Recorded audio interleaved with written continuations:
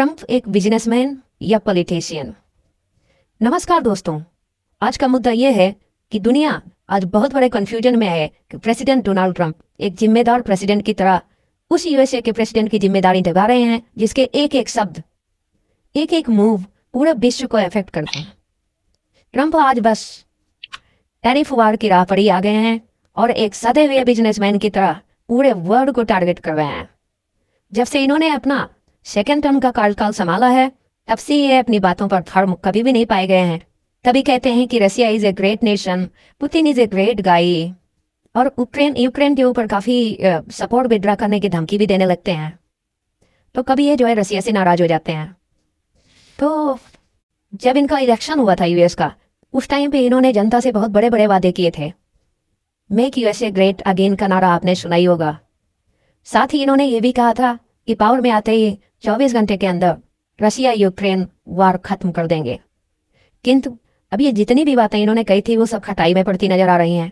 US India relation आज अपने worst स्तर पर हैं। जिस रिलेशन को एक लेवल पे लाने में लगभग 20 साल लग गए, उसे प्रेसिडेंट ट्रंप ने एक झटके में खत्म कर दिया।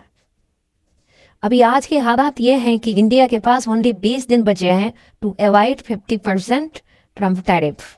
ये टैरिफ पे टैरिफ है। आज के समय पे समझ सकते हैं कि सबसे वर्स्ट आ गए हैं, क्योंकि टैरिफ बहुत ज्यादा ये बढ़ाते जा रहे हैं। दूसरा देखिए हेड है कि India has 20 days to avoid 50% Trump tariff. What are the options?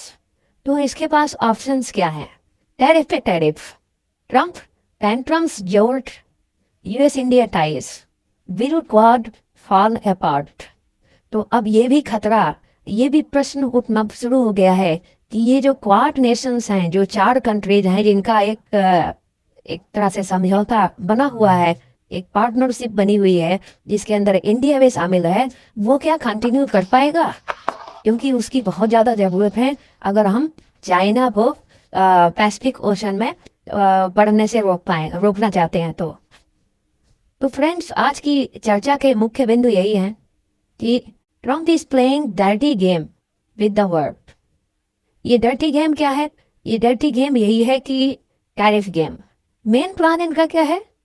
To negotiate with Russia on conflict. और दूसरा क्या है कि रशिया की वार वेजिंग मशीनरी को बिल्कुल ध्वस्त कर देना, अगर उसकी इकोनॉमी को ध्वस्त कर देना और उसको सीज फायर के लिए बिल्कुल बेबस कर देना। टैरिफ जो है क्या है कि सेलेक्टिवली बिल्कुल जो है प्लान किया हुआ है, ताकि जो है पब्लिक डिस्कॉर्ड, जो पब्लिक की नाराजगी है, उसका भी इनको सामना न करना पड़े।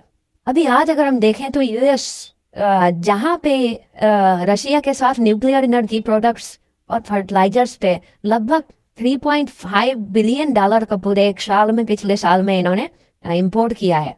तो इतना ज़्यादा इन्होंने बिजनेस रशिया के साथ किया है। तो ये इंडिया का कहना है कि ये इनका डबल स्टैंडर्ड ही दिखाता है कि एक तरफ खुद जो है उनके साथ लेट कर रहे हैं और दूसरी तरफ जो है इंडिया को और बाकी देशों को उनके खिलाफ धमकी भी दे रहे हैं। आज हम ट्रंप टावर्स की बात करें तो ट्रंप टावर्स आपने नाम सुना ही होगा कि जो ट्रंप का जो है जितना भी रियलिटी वाला बिजनेस है बहुत बड़ा है। ट्रंप टावर्स काफी फेमस हैं। वो एक तरह से समझ लीजिए कि 5 स्टार 7 स्टार होटल के टाइप का जो है आपको फैसिलिटी प्रोवाइड करते हैं। वो इंडिया के साथ, इंडिया के ट्राइब का डेवलपर्स कंपनी है, उसके साथ उनका करार है जिसमें उनका ब्रांड नेम इस्तेमाल हो रहा है। और आज मुंबई में, पुणे में, गुड़गांव में और कलकत्ता में इनके ट्रंप टावर्स काफी बन चुके हैं। और अभी जो है नोएडा और बेंगलुरु में भी इसका जो है बढ़ने की उम्मीद है आगे।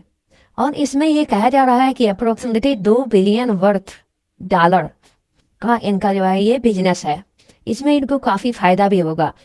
फायदा क्या होगा? खाली एक ब्रांड के नाम से इनको फायदा हो जाएगा।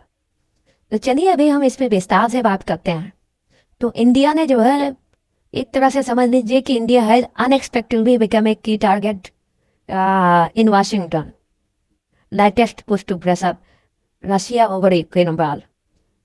सडनली इन्होंने जो है एक तरह से इंडिया के ऊपर टारगेट कर दिया है, जबकि सबको पता है कि चाइना बहुत ही ज़्यादा ऑयल इंपोर्ट कर रहा है। चाइना के ट्रेड सबसे ज़्यादा है, लेकिन इन्होंने चाइना के ऊपर नए टैरिफ का कोई ऐलान नहीं किया है। इन्होंने ओनली इंडिया को ही टारगेट किया है।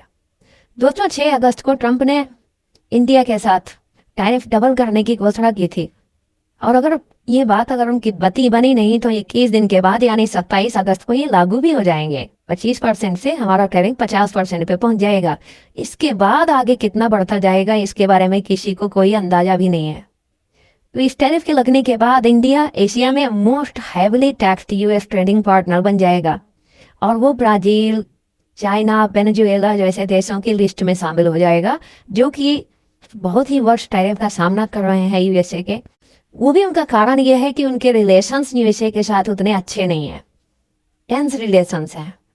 इंडिया हर फोरम में बार बार यही कहता रहा है कि अपनी अर्थव्यवस्था को सही तौर पर चलाने के लिए उसे एनर्जी सिक्योरिटी चाहिए। ये टैरिफ इंडिया के एक्सपोर्ट्स और ग्रोथ दोनों को बहुत ही बुरी तरह इफेक्ट करेंगे। इंडिया का तकरीबन अगर हम कहें तो 86.5 बिलियन डॉलर का यूएस से कारोबार होता है जो कि इस टैरिफ की वजह से इफेक्टेड हो जाएगा। दोस्तों आंकड़े बताते हैं कि इंडिया का यूएस जो है एक समझ लीजिए कि टॉप जो है एक्सपोर्ट मार्केट है जहाँ लगभग 18% एक्सपोर्ट होता है और ये हमारी इकोनॉमी के लिए जीडीपी के लिए 2.2% तक का समझ लीजिए इफेक्ट करता है। तो एक तरह से कहेंगे तो हमारी जीडीपी भी इसी के ऊपर निर्भर है। टैरिफ अगर बढ़ जाता है तो लगभग हमारे जीडीपी पे 0.2 से 0.4% का जो है इम्पैक्ट आएगा और ये हमारे जीडीपी को श्रिंक कर सकता है, घटा सकता है और इसको 6% से नीचे भी खिसका सकता है। अपनी जनता को खुश करने के लिए अभी तक ट्रंप ने इलेक्ट्रॉनिक्स आइटम्स और इसके अलावा फार्मा सेक्टर को इससे अलग रखा हुआ है इस बढ़ी हुई टैरिफ से। लेकिन टेक्सटाइल, जेम एंड ज्वेलरी जो कि बहुत ही लेबर इंटेंसिव सेक्टर्स हैं वहाँ पे इसका इम्पैक्ट बहुत ज़्यादा होगा। Federation of Indian textile industry mister Rakesh Mehta ने कहा है कि इंडिया के टेक्सटाइल एक्सपोर्ट के लिए ये एक बहुत बड़ा सेटबैक है क्योंकि सडनली यूएस मार्केट में कॉम्पिटिटिवनेस बहुत ही कम हो जाएगा। इसकी वजह से इंडियन प्रोडक्ट्स जो है महंगे होने की वजह से उनका बिकना भी मुश्किल हो जाएगा। एक्सपर्ट्स ये भी कहते हैं कि एक हाई स्टेक जो है मतलब प्रेसिडेंट ट्रंप और यूएसए के लिए ये साबित हो सकता है और ये बहुत बड़ा गैम्बल साबित हो सकता है। यहाँ एक और बात गौर करने वाली है कि इंडिया ही एकमात्र ऐसा देश नहीं है जो रशियन ऑयल इंपोर्ट करता है।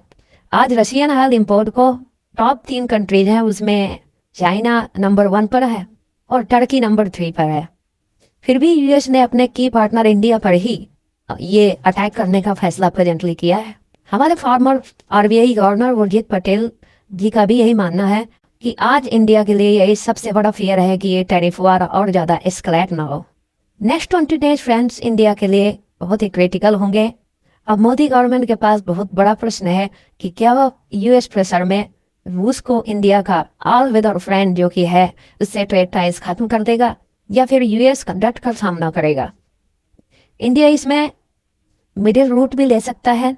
ऑयल इंपोर्ट रशिया के साथ ये घटा भी सकता है और यदि रशिया यूक्रेन सीज फायर हो जाए तो भी इससे हम बच सकते हैं। आगे जो भी डेवलपमेंट होंगे उनका अपडेट मैं आपको देता रहूँगा। आज के लिए बस इतना ही है। अगर आप इसमें कुछ और स्पेसिफिक जानकारी चाहते हैं तो कृपया कमेंट करें। यदि आपने अभी तक इस चैनल को सब्सक्राइब नहीं किया है तो कृपया सब्सक्राइब करें ताकि आपको लगातार लेटेस्ट अपडेट्स मिलते रहें। धन्यवाद।